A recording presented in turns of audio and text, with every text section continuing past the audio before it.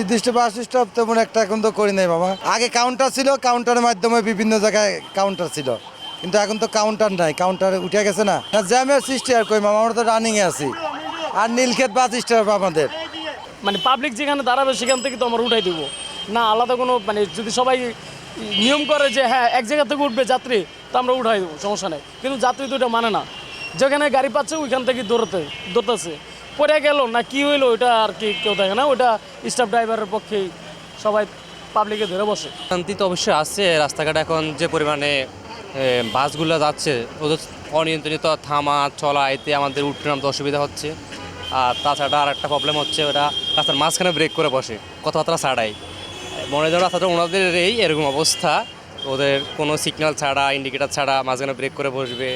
হ্যাঁ, পিছনে প্রায় জ্যাম লাগে যায়, ওদের দেখার সময় নাই পিছনে কি হচ্ছে।